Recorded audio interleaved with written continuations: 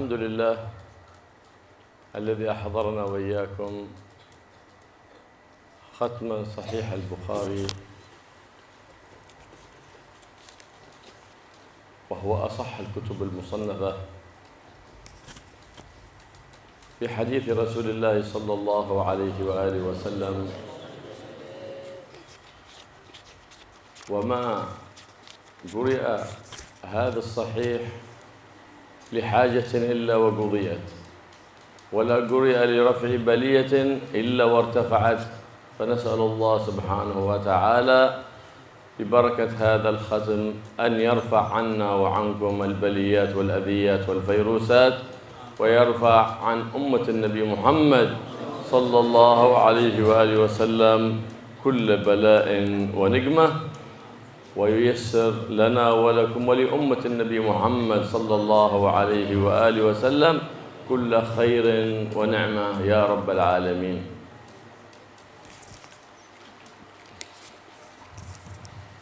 Bismillahirrahmanirrahim. Wassalatu wassalamu ala Rasulillah wa ala alihi wa sahbihi wa mawala amma ba'd.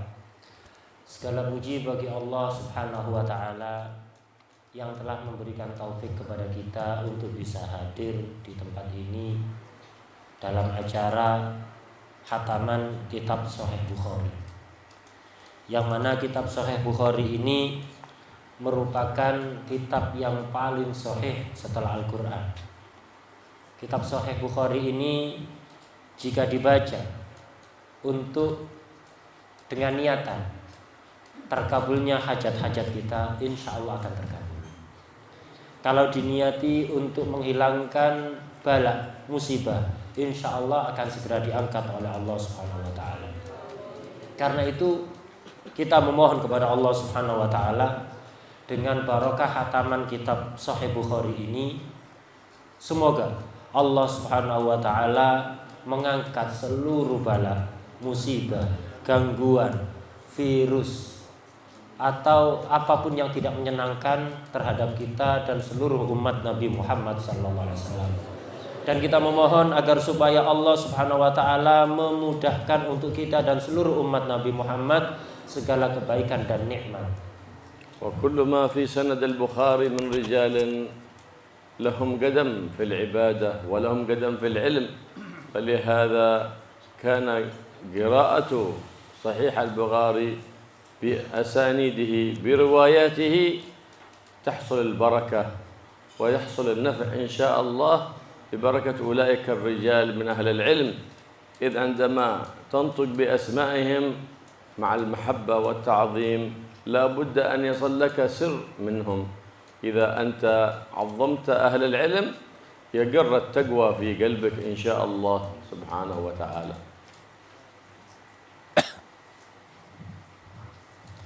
Semua perawi hadis yang berada di dalam sanadnya Imam Bukhari, yang disebutkan di dalam kitabnya Imam Bukhari adalah orang-orang besar yang ilmunya luas dan banyak ibadahnya. Karena itu membaca kitab Sahih Bukhari ini akan mendatangkan barokah dan manfaat dengan barokah nama-nama yang disebutkan dalam kitab tersebut. Asalkan kita membaca, menyebut nama-nama tersebut dengan perasaan penuh mengagumkan. Karena itu, kalau baca kitab Sahih Bukhari, di saat kita menyebut setiap rawi hadis yang ada di situ, sanad yang ada di situ, ucapkanlah dengan perasaan penuh ta'zim agar kita mendapatkan barokah yang sangat besar dari beliau-beliau. وللإمام البخاري كثير من المصنفات المفيدة النافعة، أكثر من 20 تصنيفا وتأليفا، وهذا الصحيح الجامع إنما هو أحد التصانيف. Karangan Imam Bukhari itu sangat banyak dan semuanya manfaat dan barokah. Karangan Imam Bukhari ini lebih dari 20 kitab. Kitab Sahih Bukhari yang kita baca tadi itu hanyalah salah satu karya beliau. ولد الإمام البخاري في سنة 194 من الهجرة النبوية في شهر شوال في تاريخ 13 من شهر شوال. في ذلك العصر كان فيه العلم مزدهر، وتلقى العلم عن كثير من العلماء، إذ كان أبوه الإمام إسماعيل بن إبراهيم كان إمام في علم الحديث، وأمه صالحة العفيفة كانت من الأولياء الصالحين التي لها كرامات يشهد بها الناس أهل زمانها. فإذا جاء الإمام البخاري من أب صالح وأم صالحة، فبصلاح الآباء والأمهات يصلح الأبناء والبنات. والله يصلحنا ويصلحكم ويصلح لنا أولادنا وبناتنا وطلبتنا، يجعلهم صالحين مصلحين يا رب العالمين، ينشرون شرع النبي محمد سيد الأنبياء والمرسلين صلى الله عليه وسلم. Imam Bukhari dilahirkan pada tanggal 13 Syawal tahun 194 Hijriah. 13 Syawal 194 Hijriah. Ketika Imam Bukhari dilahirkan, pada masa itu sedang ilmu pengetahuan Islam itu berkembang begitu pesat. Jadi beliau dilahirkan di masa perkembangan ilmu sangat pesat dari seorang ayah ibu yang istimewa. Abahnya Imam Bukhari yaitu Imam Ismail bin Ibrahim ini adalah salah satu tokoh ulama hadis. Ibu beliau adalah seorang wanita yang afifah, salihah, dan tercatat sebagai seorang wali yang masyhur, yang memiliki karomah yang viral di tengah-tengah masyarakat. Jadi ibu beliau bukan ibu sembarangan. Abah dan ibu beliau sama-sama orang-orang yang saleh salihah. Akhirnya melahirkan putra seperti Imam Bukhari. Karena memang pada dasarnya kesolehan anak itu tergantung kesolehan orang tua. Dari ayah yang soleh, ibu yang soleh, maka akan lahir putra putri yang solihin dan solihat. Karena itu kita memohon kepada Allah Subhanahu wa taala agar supaya Allah menjadikan kita semua sebagai orang-orang yang soleh dan menjadikan putra putri kita menjadi anak-anak yang solihin dan solihat. Al-Imam Al-Bukhari mata waliduhu wa huwa ibn sanatain. عاد صغير الإمام البخاري. تولت تربيته والدته الصالحة العفيفة. وهو في صغره عمي الإمام البخاري، فصارت أمه الصالحة تدعو له طيلة الليل حتى أكثرت الدعاء لابنها الإمام البخاري، فرأت سيدنا إبراهيم الخليل في منامها وهو يقول لها إن الله قد رد بصر ابنك ببركة كثرة دعائك لله سبحانه وتعالى وكثرة التجائك إلى الله وثنائك على الله، استجاب الله دعوتك ورد بصر ابنك محمد. فأصبحت الصباح تنظر إلى ابنها وقد رد الله له بصره فعاد سليما كأن لم يكن به أذى ولا ألم، ببركة دعوة الأم الصالحة التي تحرص الأم الصالحة على تربية أبنائها تربية صالحة، تربية على منهج النبي محمد صلى الله عليه وآله وسلم وعلى منهج السلف الصالحين. فالله يسلك بنا وبكم سيرة الصالحين ويحببنا لعباده الصالحين ويقرب منا الصالحين يا رب العالمين.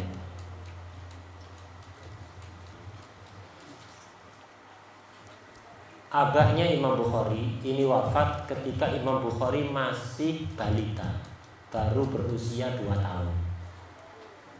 Beliau diasuh oleh ibu beliau yang salihah. Ketika masih kecil, Imam Bukhari ini terkena penyakit, akhirnya buta. Jadi kedua mata beliau buta. Melihat anaknya buta masih kecil, ibunya berdoa sepanjang malam tanpa henti, menangis, memohon, bersimpuh kepada Allah agar supaya Allah berkenan mengembalikan penglihatan putranya. Di malam itu kemudian ibu beliau ketika sempat tertidur bermimpi bertemu dengan Nabiullah Ibrahim Al-Khalil alaihissalam. Di dalam mimpi itu Nabi Ibrahim berkata kepada ibu dari Imam Bukhari. Beliau berkata bahwa sesungguhnya Allah Subhanahu wa taala telah mengembalikan penglihatan putramu Muhammad. Dengan barokah banyaknya doamu, banyaknya bersimpuhmu dan pujianmu kepada Allah Subhanahu wa taala. Di pagi hari ketika beliau terbangun memastikan kondisi putranya, ternyata benar. Mimpi yang beliau lihat menjadi kenyataan. Putranya sudah kembali bisa melihat seolah-olah tidak pernah buta. Kembali dalam kondisi seperti semula sebelum buta. Dengan barokah doa seorang ibu yang solehah. Seorang ibu yang solehah itu akan sangat peduli kepada anaknya, senang mendoakan putranya, dan akan berusaha mendidik putranya sesuai dengan manhaj Nabi Muhammad SAW dan para ulama salaf soleh. Kita memohon kepada Allah Subhanahu wa taala agar supaya Allah meletakkan kita pada jalur ulama salaf soleh. Kita dicintakan oleh Allah, kita dicintai. Semoga kita dicintai oleh orang-orang yang soleh dan juga kita dicintakan kepada orang-orang soleh dan didekatkan kepada beliau-beliau. الأم الصالحة العفيفة اعتنت بابنها محمد بن إسماعيل بن إبراهيم البخاري بتربية حسنة فألصقته بعلماء أهل البلد فتربى وتعلم القرآن وحفظ القرآن في سن صغير ثم اتصل بعلماء أهل البلد وتلقى عنهم العلوم ثم لما بلغ من العمر 16 سنة ذهبت به مع أخيه إلى حج بيت الله الحرام وزيارة النبي عليه أفضل الصلاة والسلام. فلما فرغ مع ابنيها من الحج وزيارة النبي عليه وعلى آله أفضل الصلاة والسلام أرادت الرجوع، تركت ابنها هناك في الحرمين الشريفين ليتلقى العلوم النافعة، فأخذ عن علماء مكة والمدينة علم الحديث وكان قوي الحافظة مع أنه قليل المال لكنه عنده همة كبيرة في كسب العلوم النافعة. فربما تأخرت النفقة عليه التي ترسلها له والدته فأبطأت عليه النفقة، ربما باع ثوبه لينفق على نفسه لأنه كان عزيز النفس لا يطلب من أحد شيء. وهكذا طالب العلم الذي يعز العلم ويكرم العلم لا ينبغي أن يسأل بالعلم أحدا ليعطيه شيء من المال، فتربوا على عفة وعزة النفس لا على سؤال الناس. باع ثيابه حتى غاب وستر عن الدرس فسأل أصحابه عنه، فذهبوا إلى الغرفة التي يسكن فيها فطرقوا الباب فأرادوا أن يفتح، ما استطاع أن يفتح الآن. قال لماذا؟ قال لقد بعت ثيابي كلها فما بقي معي شيء. فذهب الأصحاب وجمعوا له شيء من المال واشتروا له ثوبا فعاد وحضر الدرس وكان يحفظ من أول مرة.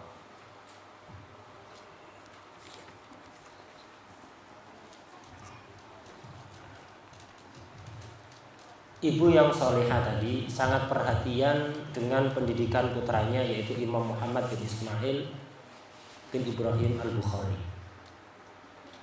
Ketika Imam Bukhari masih kecil, oleh ibunya sudah dibawa untuk belajar pada ulama-ulama di daerah setempat.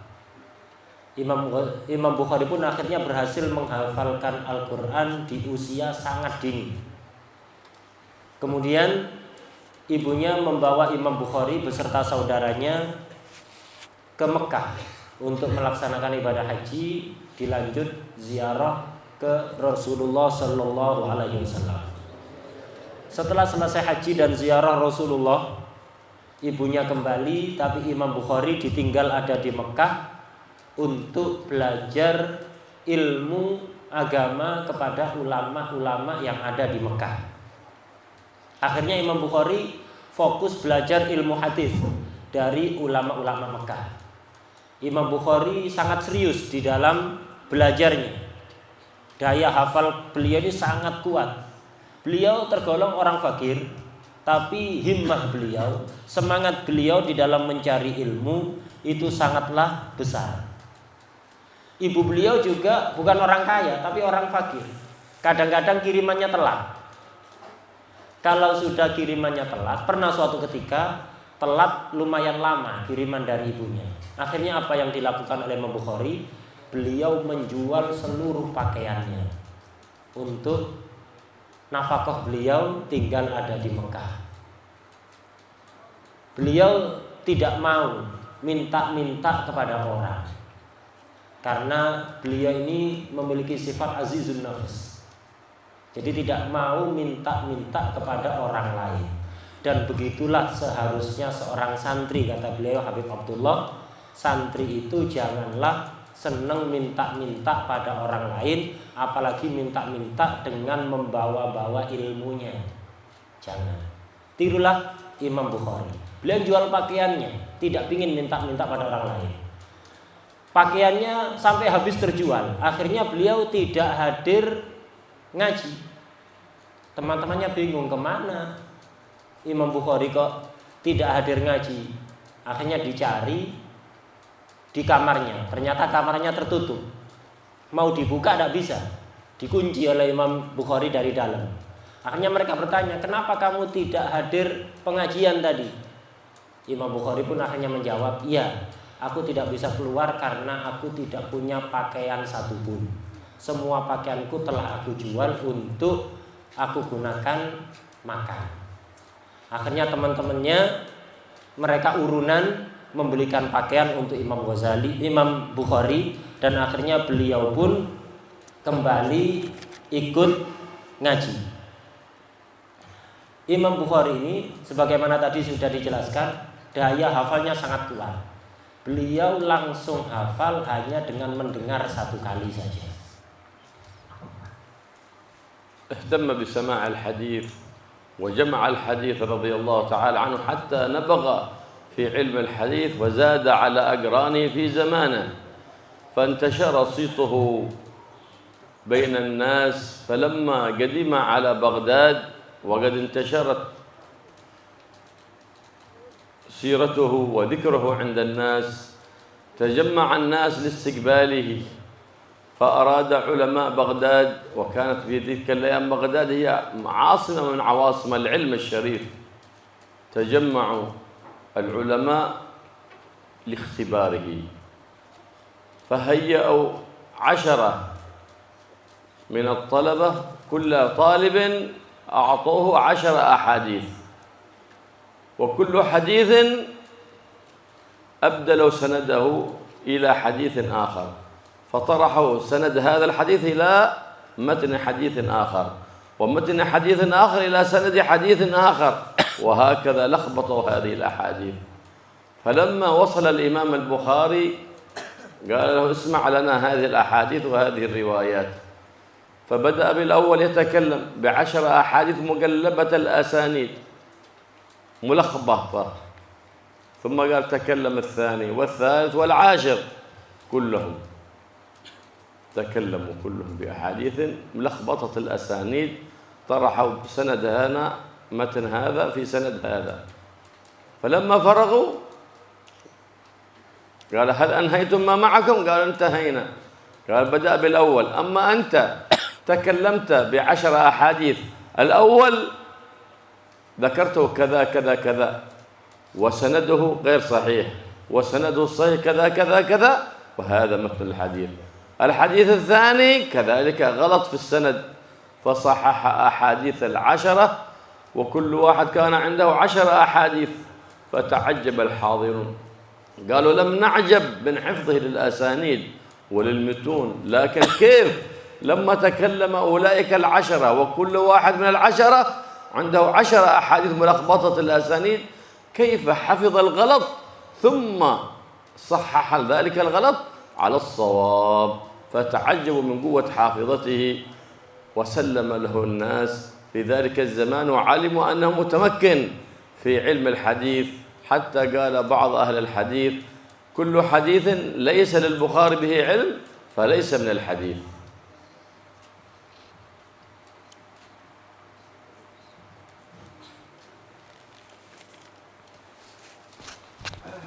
Imam Bukhari sejak kecil serius mempelajari hadis dan mengumpulkan hadis sampai beliau menjadi pembesar ulama hadis, dan beliau pun dikenal di mana-mana di seluruh penjuru dunia Islam akan kemahiran beliau di dalam ilmu hadis. Beliau kemudian datang ke kota Baghdad. Saat itu Baghdad menjadi salah satu pusat keilmuan Islam di dunia. Nama Imam Bukhari sejak beliau belum masuk ke kota Baghdad sudah viral. Ketika beliau masuk ke kota Baghdad, beberapa ulama Baghdad mencoba ngetes kemahiran beliau di dalam ilmu hadis. Apa yang mereka lakukan? Mereka mempersiapkan 10 orang. Masing-masing orang membacakan 10 hadis. Berarti 100 totalnya. Jadi ada 10 santri disuruh membacakan, masing-masing dari mereka disuruh membacakan 10 hadis yang beda-beda, tapi sanadnya sengaja dikelirukan. Jadi hadis 1 diganti dengan sanadnya hadis 2, hadis 2 diganti dengan sanadnya hadis 10 misalnya, dan demikian. Semua 10 orang itu masing-masing membacakan 10 hadis dengan sanad yang sengaja dibuat salah untuk ngetes Imam Bukhari apakah faham kalau ini sanadnya salah atau tidak. Akhirnya mereka satu persatu maju. Orang pertama maju membacakan 10 hadis dengan sanad yang salah. Orang kedua, ketiga sampai ke 10. Kemudian setelah 10 orang maju dan masing-masing membacakan 10 hadis dengan sanad yang salah, Imam Bukhari bertanya, "Selesai semuanya?" Mereka menjawab, "Iya, sudah selesai." Akhirnya Imam Bukhari mengurut dari orang pertama. "Engkau santri nomor 1, kamu tadi membaca hadis begini, riwayat dari fulan. Itu sanadnya salah. Yang benar begini. Semuanya dibenarkan. Kemudian hadis kedua, sanadnya juga salah. Yang benar begini. Hadis ketiga, sanadnya salah. Yang benar begini. Setelah selesai, diurut orang kedua, ketiga, keempat, sampai ke 10. Akhirnya semua ulama yang di Baghdad waktu itu terheran-heran dengan kuatnya daya hafal Imam Bukhari. Mereka bukan heran karena Imam Bukhari hafal 100 hadis tadi serta hafal sanadnya yang benar. Itu tidak mengherankan. Ulama hadis saat itu memang keahlian mereka seperti itu, hafal ratusan hadis beserta sanadnya yang benar. Kalau itu tidak mengherankan, mereka tidak heran dengan itu. Yang mereka sangat heran, kok bisa Imam Bukhari ini hafal sanad salah yang disebutkan tadi, 100 sanad yang salah secara berurutan hafal semuanya. Kalau hafal sanad yang benar itu tidak mengherankan, biasa. Tapi kok bisa Imam Bukhari ini bisa ngurut dari orang pertama sampai orang ke-10, nyebutkan ulang 100 hadis dengan sanad yang disengaja salah tadi. Kok seingat? Nah, ini yang lebih mengherankan. Ini menunjukkan begitu kuatnya daya hafal Imam Bukhari. Kemudian Saking hebatnya Imam Bukhari di dalam hadis, sampai ada sebagian ulama mengatakan setiap hadis yang belum pernah diketahui oleh Imam Bukhari berarti bukan hadis. ومع كثرة علمه كان شديد المجاهدة في العبادة ما وضع حديثا في صحيح البخاري إلا بعد أن صلى ركعتين لله سبحانه وتعالى ولا يصنف إلا وهو على طهارة ومستقبل القبلة رضي الله تعالى عنه وأرضاه. كان حريص على العبادة، كان له في كل يوم ختمة وفي كل 3 ليال ختمة غير ختمة الصباح غير ختمة النهار.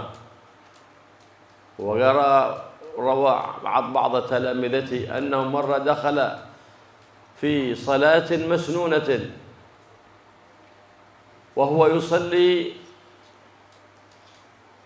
إذ جرسه زنبور وكان بين جلده والثوب فلم يخرج من صلاته حتى أتمها ثم قال لصاحبه انظر ماذا هنا تحت بين ساقي وإزاري فنظر فإذا هو زنبور قد قرصه 17 قرصة ولم يخرج من الصلاة. قال يا سيدي لماذا لم تخرج من الصلاة وهذه صلاة نافلة؟ قال كنت أقرأ سورة من القرآن فأحببت أن أتمها وكرهت أن أقطعها ولم يخرج من الصلاة لأنه في حضرة الله سبحانه وتعالى.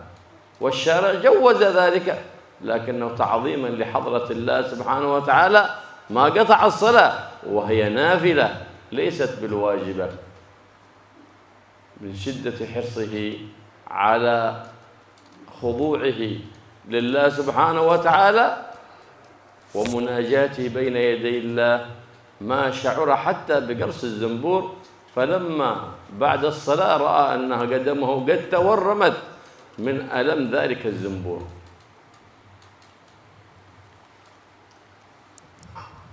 Imam Bukhari di samping kealiman beliau dan keluasan ilmu beliau di dalam bidang hadis, tapi beliau tidak lupa ibadah. Beliau dikenal orang yang sangat banyak mujahadahnya, sangat banyak ibadahnya. Beliau juga dikenal sebagai orang yang begitu takzim kepada syarak, kepada hadis-hadis Rasulullah sallallahu alaihi wasallam. Beliau tidaklah menulis satu hadis di kitab Sahih Bukhari ini kecuali setelah sholat sunat 2 rakaat. Setiap nulis satu hadis sholat sunat dulu. Kemudian beliau tidaklah membaca hadis, tidaklah menulis hadis kecuali dalam keadaan suci dan menghadap kiblat. Beliau setiap siangnya khatam Al-Quran 1 kali. Dan setiap 3 malam khatam Quran, selain khataman siang. Jadi setiap hari, siang hari pasti khatam Quran. Setiap 3 malam juga khatam Al-Quran. Beliau pernah, ini menunjukkan takdimnya beliau kepada sholat, takdimnya beliau kepada agama, takdimnya beliau kepada Al-Quran. Suatu ketika beliau pernah sholat sunnah. Kita semuanya tahu bahwa sholat sunnah itu boleh dibatalkan tanpa alasan. Suatu ketika Imam Bukhari ini sedang sholat sunnah. Kemudian beliau di tengah-tengah sholat disengat hewan semacam tawon. Beliau disengat hewan, tapi beliau tidak membatalkan sholatnya. Terus melanjutkan sholatnya sampai selesai. Setelah selesai, beliau bilang kepada salah satu santrinya, tolong lihatkan di kakiku ada apa. Setelah dilihat, ternyata ada hewan semacam tawon yang sudah menyengat kaki beliau sebanyak 17 sengatan. Sampai disengat 17 kali, beliau tidak membatalkan sholatnya. Muridnya heran, wahai imam, kenapa anda tidak membatalkan sholat anda tadi? Anda disengat sampai 17 kali. Akhirnya kata beliau menjawab, ya, aku tadi sedang membaca salah satu surat Al-Quran dan aku tidak kepingin memutuskan bacaan Al-Quran itu. saking adabnya kepada Al-Quran. Tidak mau memotong bacaan Al-Quran, padahal beliau disengat sampai 17 kali. Syarak memperbolehkan beliau untuk membatalkan sholat, tapi saking takzimnya kepada sholat, saking takzimnya kepada Al-Quran, beliau tidak mau membatalkannya. Setelah mengalami 17 sengatan itu, kaki beliau bengkak besar akibat sengatan tadi. واليوم الشيطان يلعب بكثير من طلبة العلم إذا دخلوا الصلاة، ذكرهم بأفكار وذكرهم ببرامج في الصلاة، فوجيههم الظاهرة إلى القبلة لكن قلوبهم منصرفة عن الله سبحانه وتعالى في صلاة الفريضة التي هي رأس المال. وهؤلاء حافظوا على النافلة من وسواس الشيطان ولم يحدثوا نفسهم شيء إلا بما هم فيه من حضرة الله، من تلاوة كلام الله، من ذكر الله سبحانه وتعالى، جعلوا قلوبهم في الصلاة مع الله، وهذا هو الأدب في الصلاة. Itulah adabnya Imam Bukhari. Betapa besar adab beliau padahal di dalam sholat sunnah. Hari ini yang santri, bukan yang awam, yang santri di dalam sholat fardunya pikirannya gelambiar kemana-mana. Jadi wajahnya menghadap kiblat tapi hatinya bersama setan, mikir yang enggak-enggak, bahkan ngatur acara kadang di tengah-tengah sholat. Jadi nanti acaranya satu ini, dua ini, jadi mentartibkan acara di tengah-tengah sholat fardu. Ini kita santri zaman ini. Itu. Wajah kita secara zahir menghadap kiblat, tapi hati kita entah di mana, tidak tahu tempatnya ada di mana, gelambiar kemana-mana. Perhatikan ulama-ulama seperti Imam Bukhari, mereka begitu perhatiannya, begitu adabnya, begitu menjaganya dalam sholat sunnah, apalagi sholat fardu. جاء الإمام البخاري في كثير من البلاد لطلب العلم وسماع علم الحديث، فما بلغه أن أحد عنده من الحديث شيء إلا وسافر للأخذ عنه رضي الله تعالى عنه. سافر ذات مرة بلغه عن أحد أن عنده أحاديثا، فلما جاءه رآه ينادي على ناقته فلم تأتي، فوهمها كأن له معها أن معه طعاما يريد لها، فجاءت إليه عندما وهمها أن بيده طعام والإناء خلي عن الطعام، فلما جاءت مسك بخطام الناقة، فقال البخاري هذا إذا كذب على ناقة بهيمة فلا يؤمن أن يكذب في حديث النبي محمد صلى الله عليه وسلم، فرجع ولم يأخذ عنه حديثا احتياطا في حديث النبي محمد صلى الله عليه وآله وسلم.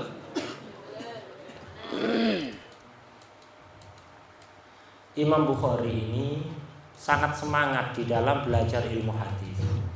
Beliau tidak pernah mendengar ada ulama satupun yang dikatakan bahwa ulama ini memiliki hadis dari Nabi, kecuali pasti didatangi. Dengar nama ada seorang alim di satu daerah, didatangi.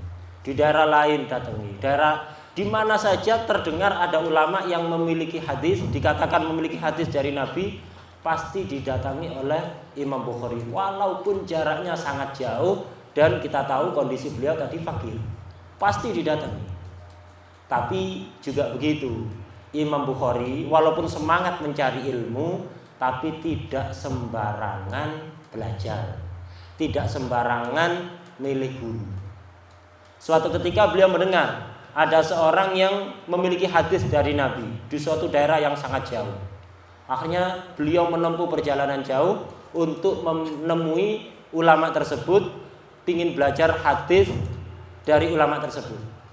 Ketika sampai di daerahnya, beliau belum sempat belajar ke ulama ini. Ternyata Imam Bukhari secara tidak sengaja melihat imam tersebut memanggil ontanya. Memanggil ontanya gitu, tapi ontanya enggak menghampiri beliau. Akhirnya imam tadi ngambil wadah, digunakan wadah ini wadah makanan digunakan untuk memanggil onta agar mau menghampiri. Jadi mengesankan seolah-olah di wadah ini ada makanan. Karena dipancing dengan wadah makanan, padahal itu kosong, akhirnya ontanya datang. Setelah ontanya datang, dipegang oleh imam tersebut. Imam Bukhari melihat itu langsung mengurungkan niatnya. Kalau begitu saya tidak akan belajar pada imam ini. Kenapa? Dia tidak jujur pada onta. Bagaimana mungkin dia jujur di dalam meriwayatkan hadis-hadis Rasulullah SAW? Nah, ini satu pelajaran bagi kita untuk tidak sembarangan belajar ke sembarang orang. Ini semuanya dilakukan karena ihtiyat demi menjaga keaslian hadis Rasulullah SAW. فالكذب كله مذموم والكذب كله حرام. ما في كذب حلال أبدا. ولا يغرنك تساهل الناس في هذا الزمان بالكذب حتى صار ما من يوم يمضي عليه إلا وله كذبة أو كذبتين أو أكثر. وأعظم الكذب هو الكذب على النبي محمد صلى الله عليه وآله وسلم. فقد قال صلى الله عليه وآله وسلم: من كذب علي متعمدا فليتبوأ مقعده من النار. Bohong itu semuanya haram dan semuanya tercela. Tidak ada bohong yang halal. Dan jangan kita terbujuk dengan banyaknya kebohongan yang menyebar di zaman kita ini. Di zaman kita ini bisa dikatakan kebanyakan orang itu tidak pernah tidak bohong dalam satu hari. Setiap orang pasti dalam seharinya itu bohong 1 kali, 2 kali, atau bahkan lebih. Kita jangan tertipu dengan itu semuanya. Yang namanya bohong haram ya tetap haram. Dan bohong yang paling besar dosanya adalah bohong kepada Nabi Muhammad SAW atau bohong mengatasnamakan Nabi Muhammad SAW. Sebagaimana dalam hadis dikatakan kurang lebih artinya, barang siapa yang berbohong kepadaku atau berbohong atas nama aku, maka bersiap-siaplah untuk mendapatkan tempat ada di neraka. كان الإمام الشافعي شديد في أمر دينه كما كان الإمام البخاري شديد في أمر دينه كما كان سيدنا عمر بن الخطاب شديد في أمر دينه. والي المدينة الأمير الذي هو في المدينة التي هو فيها أرسل إليه: إذا فرغت من درسك فأتني إلى قصري لتحدثني وأولادي مع حاشيته. فرفض الإمام البخاري، قال: هذا حديث رسول الله صلى الله عليه وسلم، كيف آتيك به؟ حق عليك أنت أن تأتي إليه، فحديث رسول الله يؤتى ولا يأتي. فغضب ذلك الأمير، فقالوا: إذن؟ قالوا: كيف؟ قال: تعال إلى المسجد استمع حديث رسول الله صلى الله عليه وسلم. قالوا: إنه يجتمع معك في المسجد أناس كثير وأنا أريد جلسة خاصة، إذا فرغ لي وقتا آتيك فيه في المسجد. قال: لا، إذا أردت أن تستمع اسمع مع الناس، فأنت أحد من الناس من المسلمين، اسمع مع الناس. فازداد غضب ذلك الأمير حتى حقد على الإمام البخاري، فصار يسعى في إيذائه في كل حين، حتى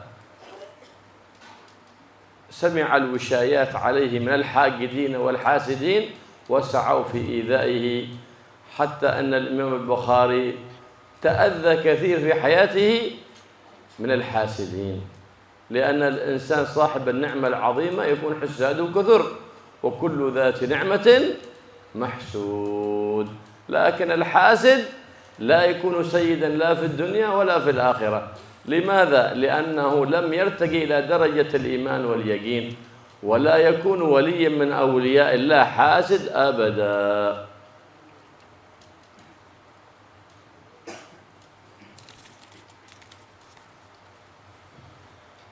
Imam Bukhari ini adalah salah satu tokoh yang tegas kalau urusan agama. Seperti halnya Imam Syafi'i, seperti halnya pula Sayyidina Umar bin Khattab radhiyallahu taala anhu. Salah satu contoh ketegasan Imam Bukhari di dalam menjaga kehormatan agama Beliau itu dulu ketika ada di Madinah, belajar hadis ada di sana. Penguasa Madinah atau bisa kita katakanlah gubernur Madinah saat itu ngutus orang menyampaikan pesan. Isi pesannya adalah, wahai Imam Bukhari, kalau Anda selesai belajar dan mengajar, datanglah ke istana. Saya sebagai gubernur dan keluarga saya, orang-orang dekat saya, kepingin ngaji khusus kepada Anda di istana. Imam Bukhari menolak. Ini nggak sopan namanya. Hadis Rasulullah SAW ini harus dihormati. Mereka yang harus datang ke sini untuk menjemput hadis, bukan hadis yang datang masuk-masuk ke istana bludas-bludus itu. Nggak sopan ini. Akhirnya bilang pada gubernur, saya tidak mau. Kalau ingin belajar suruh datang ke sini. Akhirnya marah. Si gubernur tadi marah. Cuman masih bisa ditahan. Akhirnya si gubernur tadi kembali minta kepada Imam Bukhari. Nah, sebelum itu Imam Bukhari terus kata gubernur, kami ini ingin belajar, bagaimana caranya? Kata Imam Bukhari, ya sudah, datang saja ke masjid. Saya setiap hari bikin pengajian hadis ada di masjid. Datang saja kalau Anda memang kepingin belajar. Si gubernur enggan untuk hadir di masjid. Kenapa? Kumpul banyak orang. Di masjid penuh banyak orang. Masa kita kumpul sama orang banyak? Kami kepingin ada waktu khusus ngaji untuk kami. Tolonglah disediakan. Kami siap datang, tapi tolong sediakan waktu khusus untuk kami, tidak campur sama orang lain. Imam Bukhari kembali menolak. Kata Imam Bukhari, kalau memang serius ingin ngaji hadis Nabi, udah datang campur sama orang-orang. Tidak ada waktu khusus. Tambah marah gubernur tadi.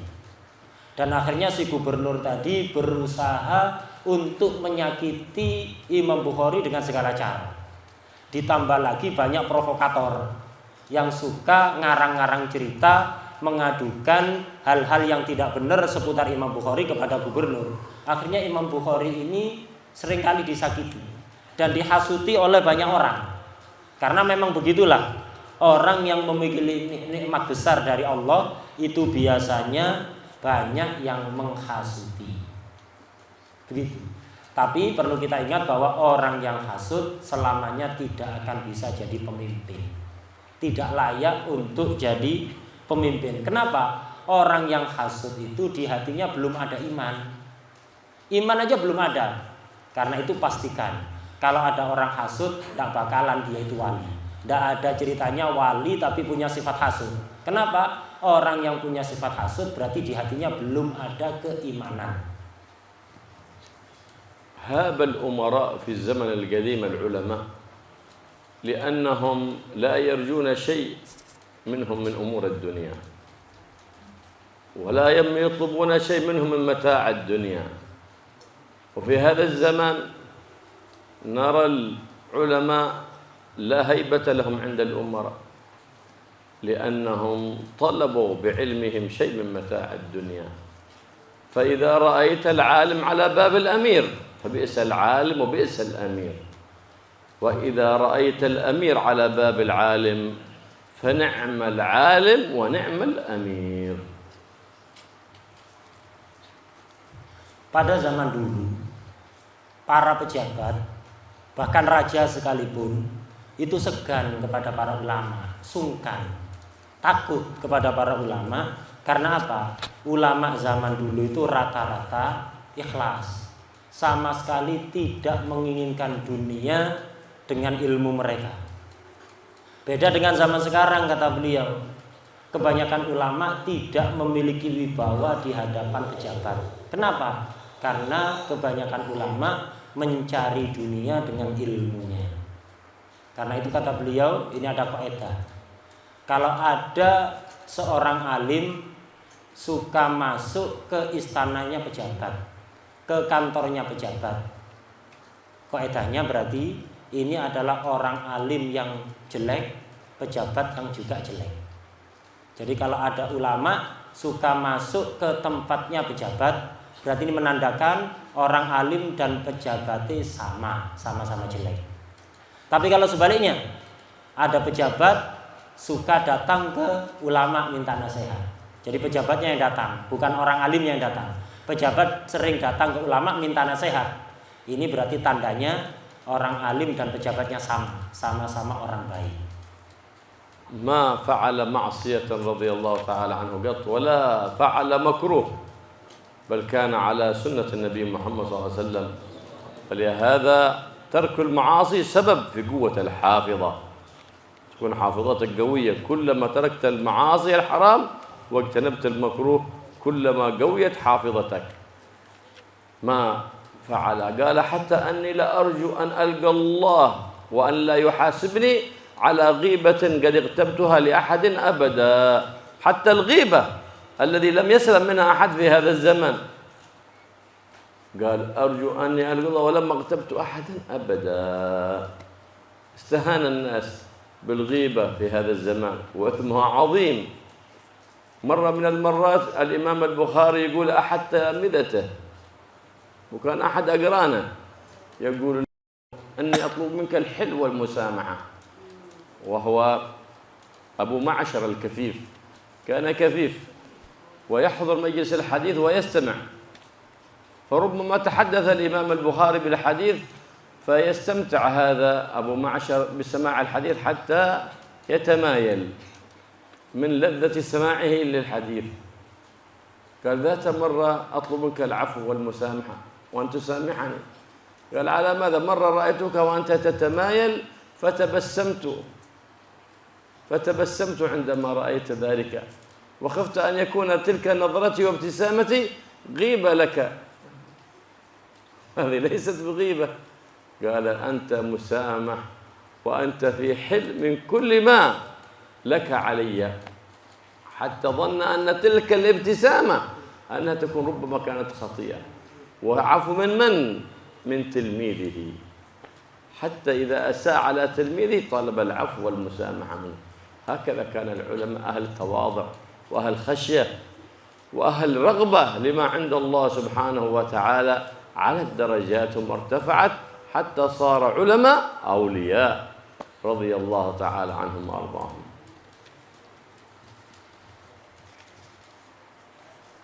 Imam Bukhari dikatakan beliau tidak pernah maksiat sama sekali.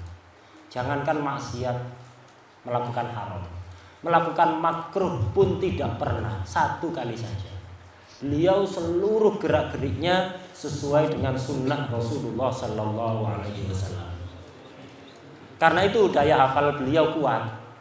Meninggalkan maksiat ini adalah sabab terkuat untuk memperkuat hafalan. Semakin kita meninggalkan maksiat, semakin kuat daya hafal kita. Dikatakan, Imam Bukhari sendiri pernah mengatakan begini, aku kepingin bertemu Allah tanpa harus ada hisab atas ghibah atau ngerasani menggunjing. Artinya apa? Begini, jadi Imam Bukhari ini tidak pernah melakukan ghibah sampai beliau mengatakan begitu, aku berharap bisa bertemu Allah tanpa harus melewati hisab atas dosanya ghibah atau ngerasani atau menggunjing. Beliau berani berkata begitu apa? Karena beliau tidak pernah ngerasani orang. Di zaman sekarang itu hampir tidak ada orang yang selamat dari dosanya ghibah, dosanya ngerasani. Imam Bukhari tidak pernah, ghibah sekalipun tidak pernah. Nah, itu maksiat yang rata-rata orang terjerumus ke situ, Imam Bukhari tidak pernah melakukan, apalagi maksiat yang jarang dilakukan oleh orang. Ghibah ini di zaman sekarang, ngerasani zaman sekarang dianggap sepele oleh orang-orang, padahal dosanya sangat besar. Suatu ketika Imam Bukhari ini minta maaf, minta halal kepada muridnya, bukan orang lain, muridnya dimintai maaf, dimintai halal, yaitu salah satu muridnya namanya Abu Ma'syar Al-Katsif. Abu Ma'syar Al-Katsif ini salah satu murid beliau yang sangat serius di dalam belajar hadis dan sangat menikmati kalau hadir pengajian. Saking menikmatinya, kadang-kadang Abu Ma'syar ini kalau keasikan mendengarkan hadis sampai goyang-goyang badannya. Saking menikmatinya pelajaran hadis yang disampaikan oleh Imam Bukhari. Imam Bukhari suatu hari minta maaf, wahai muridku Abu Ma'syar, tolong aku minta halalnya ya, aku minta maaf. Muridnya bingung, merasa gurunya ini tidak pernah melakukan kesalahan pada beliau. Emangnya kenapa? Anda kok bisa sampai-sampai meminta maaf kepadaku? Imam Bukhari menjawab, iya. Suatu ketika pengajian hadis, aku melihat kamu goyang-goyangkan badan.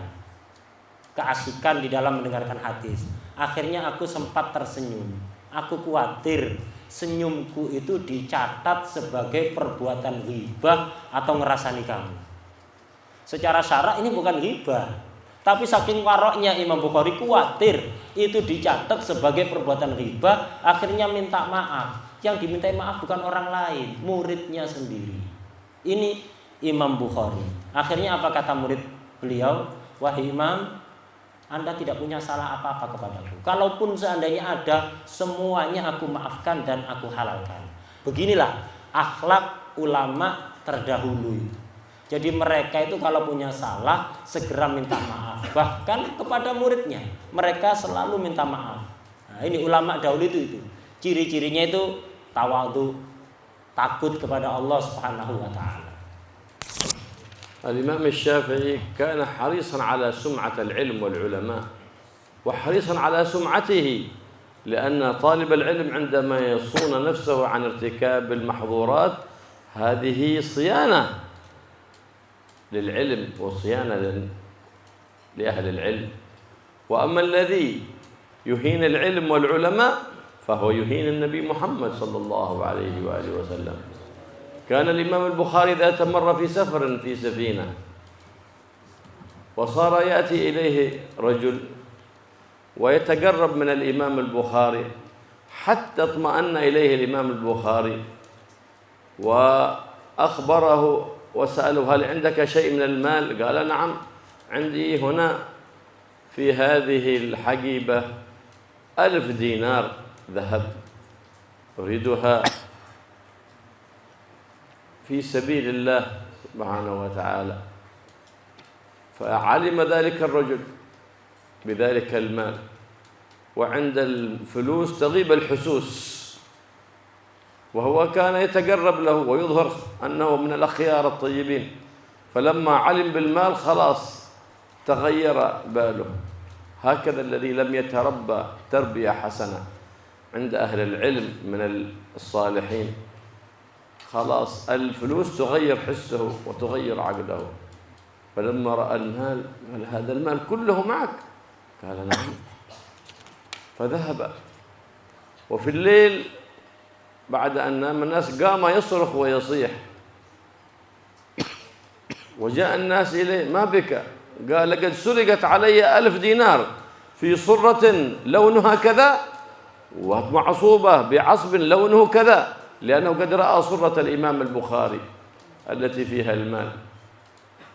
فلما سمع ذلك الإمام البخاري أن ذلك الرجل الذي كان يجالسه يصيح ويصف الصرة التي عنده يريد أن يأخذها، ففي الحال الإمام البخاري أخذ تلك الصرة ورمى بها في البحر، 1000 دينار ذهب.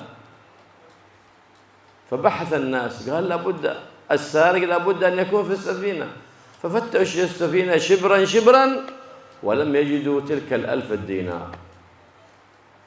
فجاء ذلك الرجل إلى الإمام البخاري قال ألم أرى عندك 1000 دينار؟ كيف؟ فتش الناس ولم يجدوا شيء عندك.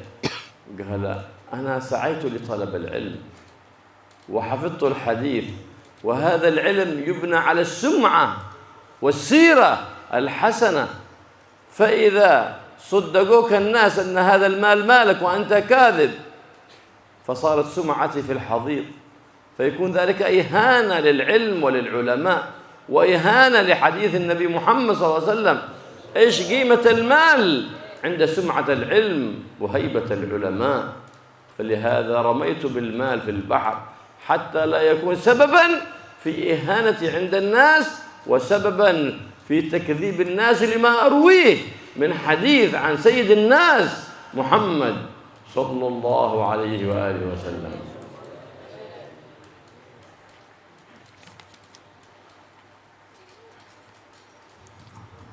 ulama dulu itu sangat berusaha semaksimal mungkin untuk menjaga kehormatan ilmu dan menjaga kehormatan dirinya demi ilmu, demi agama. Seperti Imam Syafi'i.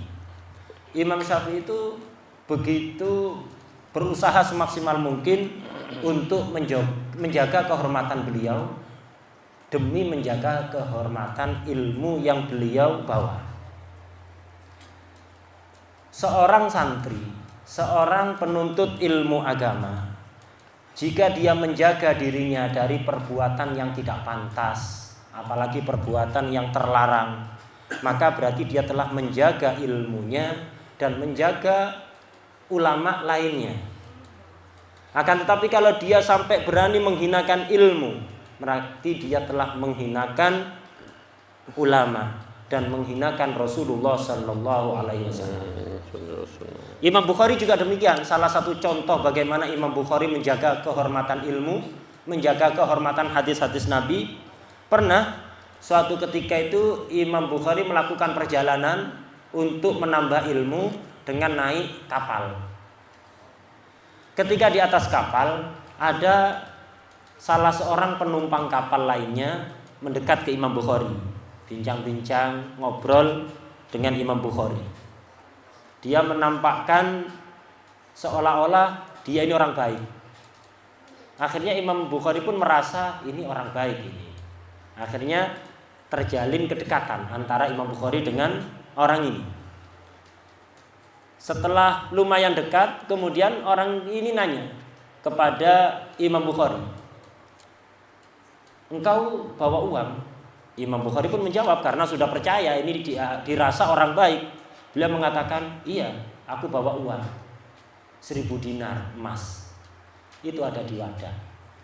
Orang tadi pun melihat wadah warnanya apa, tali pengikatnya warnanya apa, tahu jumlah uangnya juga sudah dikatakan 1000 dinar. Ini uang, kata Imam Bukhari, aku gunakan untuk sabilillah, untuk membela agama Allah. Udah, orang yang tadi pura-pura baik langsung sudah bingung pikirannya karena mendengar uang. Dan begitulah orang yang tidak tertarbiyah dengan baik, itu biasanya langsung akan berubah di hadapan uang. Dikatakan oleh beliau tadi, indal fulus taghibul khusus. Kalau ada uang, biasanya kesadaran langsung hilang. Orang yang asalnya pura-pura baik langsung menampakkan taringnya. Indal fulus taghibul khusus. Ketika mendengar uang langsung dia bingung ini, waduh, ya apa caranya mendapatkan uang ini? Akhirnya dia sudah mulai merencanakan kejahatan untuk bagaimana caranya bisa mengambil uang Imam Bukhari itu. Dia sudah mikir sampai tiba malam hari. Di malam hari orang ini menjerit sekeras-kerasnya. Akhirnya karena jerit, semua orang yang ada di kapal berkumpul. Semuanya heran, ada apa, kenapa kamu jerit? Terus dia ngomong, "Iya, aku punya uang 1000 dinar dicuri orang. Pasti yang nyuri ada di kapal ini. Aku punya uang 1000 dinar, wadahnya warnanya begini, talinya warnanya begini." Disebutkan semuanya jumlahnya karena dia tadi sudah melihat kantong yang dibawa oleh Imam Bukhari. Imam Bukhari mendengar, wah, ini orang yang ngobrol sama aku tadi siang. Dia jerit ngaku kalau uangnya dicuri. Kantongnya warnanya sama dengan kantong punyaku. Talinya pun sama dengan yang punyaku. Ini kalau sampai nanti dicari, ketemu ada di tasku, aku akan dicurigai sebagai maling. Dan ini akan menghancurkan nama baikku. Dan otomatis akan menghancurkan hadis yang aku hafalkan selama ini. Dan aku kumpulkan selama ini. Langsung, tanpa pikir panjang, Imam Bukhari ngambil kantong tadi dan dilemparkan ke laut. Untuk apa? Demi menjaga kehormatan ilmu yang beliau miliki. Akhirnya dicari keliling kapal itu tidak ketemu kantong yang tadi dikatakan itu. Orang laki-laki yang jerit tadi heran, kok bisa nggak ketemu ya? Udah setelah orang-orang bubar, orang tadi nemu Imam Bukhari. Kok bisa enggak ketemu kantong tadi? Yang isi 1000 dinar. Orang-orang nyari kok enggak ketemu. Kemana uang tadi? Bukankah kamu tadi bawa? Benar kata Imam Bukhari. Lalu kemana uang tadi? Aku buang ke laut. Uang 1000 dinar. 1000 dinar ini dari emas. Jumlah sangat besar. Uang 1000 dinar kamu buang ke laut. Iya, emangnya kenapa? Kenapa kamu buang? Eman. Tidak ada eman. Itu aku lakukan demi menjaga kehormatan ilmu. Aku sudah bertahun-tahun fokus belajar ilmu hadis. Orang-orang sudah mengenal aku sebagai pakar hadis. Kalau sampai nanti orang-orang menemukan uang 1000 dinar itu ada di kantongku dan mereka mencurigai aku sebagai pencuri, padahal aku tidak nyuri, itu uangku sendiri, akan hancur kehormatanku. Orang-orang akan mendustakan hadis-hadis yang selama ini aku hafalkan dan aku kumpulkan. Aku tidak mau itu terjadi. فكل من كان من أهل العلم ودنس لباس العلم فقد أهان النبي محمد صلى الله عليه وآله وسلم. أنت من أهل العلم وتدخل مداخل السوء وتجلس مجالس السوء وتجلس مع الأوباش ومع الذين لا خلاق لهم ومع أهل الفسق فقد أهنت العلم، وإهانتك للعلم إهانة للنبي محمد صلى الله عليه وآله وصحبه وسلم. فينبغي لكل طالب علم أن يحتفظ بالعلم ويعز العلم، يلبس لباس العلم ويصونه عن الدنس، ولا يلبس لباس أهل الفسق، ولا يجلس مجالس أهل الفسق من الذين لا خلاق لهم.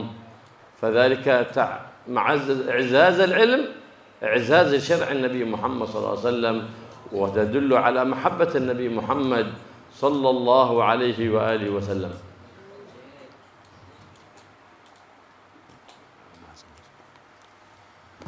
Karena itu kata beliau, setiap orang yang memiliki ilmu agama, belajar ilmu agama dan mendapatkan ilmu agama, kalau kemudian dia mengotori ilmu agamanya tersebut, berarti dia telah menghinakan, menistakan Rasulullah SAW.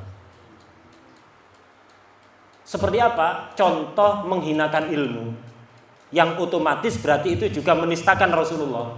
Contohnya, Anda orang yang memiliki ilmu agama, faham ilmu agama, tapi masuk ke tempat-tempat yang tidak layak, masuk tempat-tempat yang tidak bagus, kumpul sama orang-orang yang tidak baik, orang-orang yang tidak memiliki akhlak, orang-orang fasik.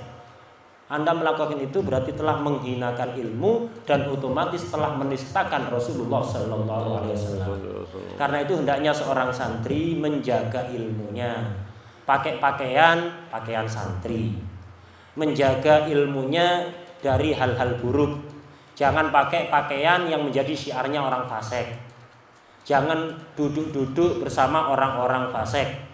Karena memuliakan ilmu berarti memuliakan agama, memuliakan Rasulullah SAW, dan itu tanda paling kuat bahwa Anda cinta kepada Rasulullah SAW. عاش إمام البخاري حياة حافلة بالعلم والتعليم والبحث عن العلم في عدة بلاد من بلاد الإسلام والمسلمين، حتى ما دخل بلد إلا وظهر على علمائها، وعمل حلقة تحول الناس من حلقات أولئك العلماء إلى حلقة الإمام البخاري، حتى زاد حساده وكثر إيذاءه من أقرانه ومن بعض الأمراء. فلما اشتد عليه الأذى وكان رضي الله تعالى عنه مستجاب الدعوة، رفع يديه إلى السماء يدعو مولاه سبحانه وتعالى أن يلحقه بالرفيق الأعلى، فما استتم دعاءه حتى انتقل إلى الرفيق الأعلى، وقد بلغ من العمر 62 سنة. توفي سنة 256 من الهجرة رضي الله تعالى عنه. كانت حياته كلها باذلها في الدعوة إلى الله وفي التعلم والتعليم. هكذا مضت حياة الإمام البخاري، فالله يطيل أعمارنا في طاعة الله في التعلم والتعليم والدعوة إلى الله وفي نشر شريعة حبيب الله وفي إحياء سنة النبي محمد صلى الله عليه وآله وسلم.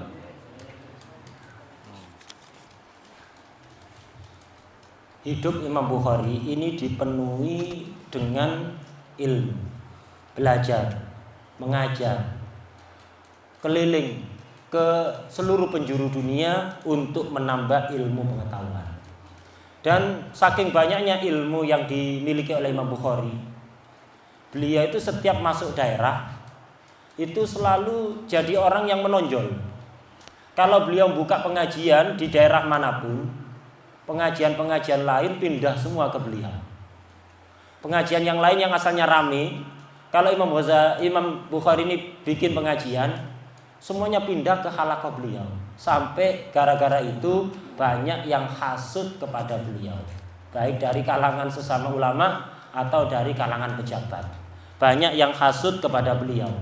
Sampai tambah banyak, akhirnya Imam Bukhari merasa terganggu dengan banyaknya orang yang hasud itu.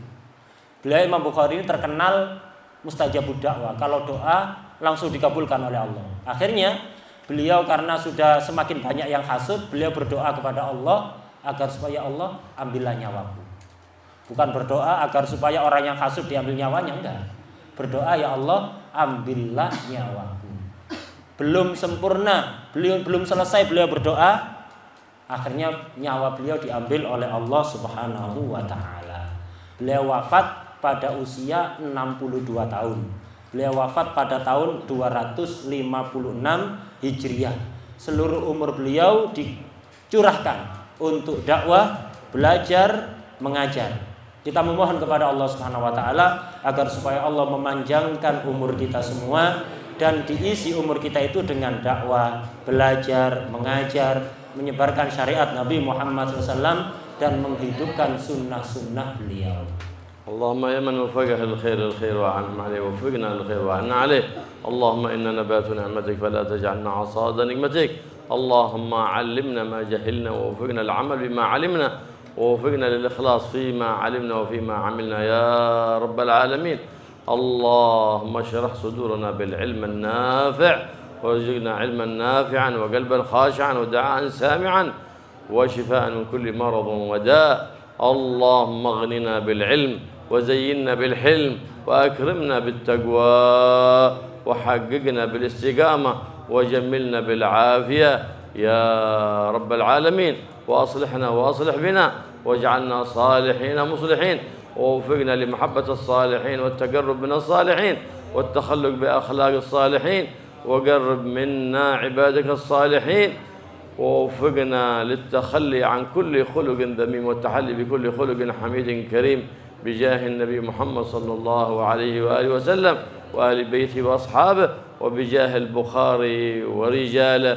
الله يتقبل الدعوات ويعجل لكم بالإجابات بجاه النبي محمد سيد السادات. وصلى الله على سيدنا محمد النبي وآله وصحبه وسلم والحمد لله رب العالمين بسر الفاتحة. بسم الله الرحمن الرحيم.